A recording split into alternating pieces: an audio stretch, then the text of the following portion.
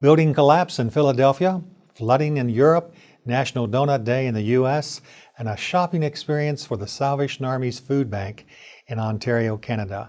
All this and more on this week's edition of Salvation Army Today.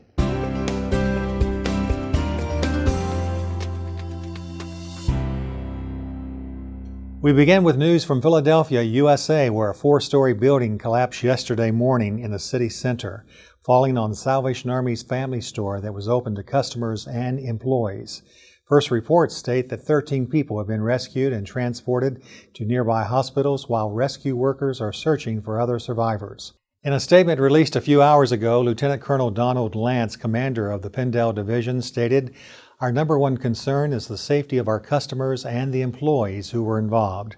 We are coordinating with the police and fire department, the Office of Emergency Management, and local authorities.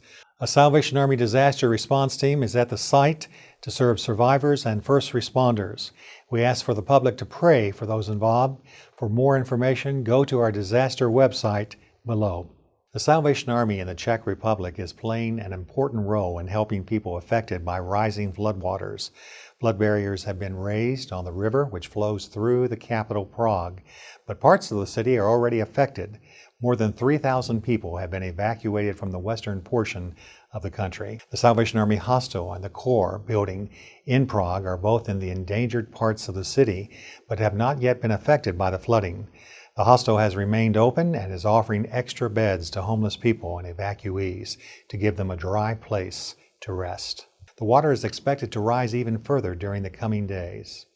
Entenmann's and the Salvation Army partner for National Donut Day tomorrow, June 7th, in the USA. The first National Donut Day was celebrated by the Salvation Army in Chicago in 1938 to help raise needed funds during the Great Depression and commemorate the work of the Donut Lassies. They helped make the donut what it is today by feeding donuts to American soldiers during World War I. The donuts became synonymous with the Salvation Army as well as the American soldiers who were returning home with the nickname Doughboys. Currently, Entenmann's Bakery will donate $1 to the Salvation Army for every person who locates the Entenmann's Facebook page and votes on behalf of the Salvation Army. The Salvation Army in Windsor, Ontario, Canada is now offering a shopping-like experience for its food bank clientele.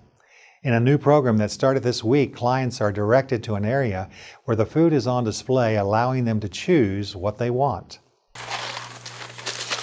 David Steptoe is a commercial tire technician who is considering a career change. Recently I'm off, so I'm between jobs and we need the little bit of help. Steptoe is picking up food for his wife and two teenage daughters today. They can break that up into their lunch. Rather than taking home a bag of pre-packed food, he now has options. I like it, really.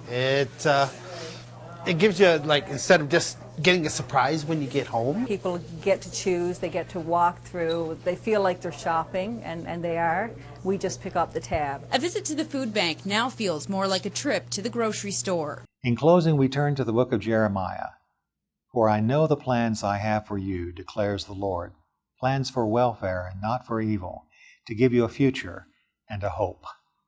Be sure to tune in next week for Salvation Army news from around the world. For Salvation Army Today, I'm John Carter. Have a great day, and may God bless you.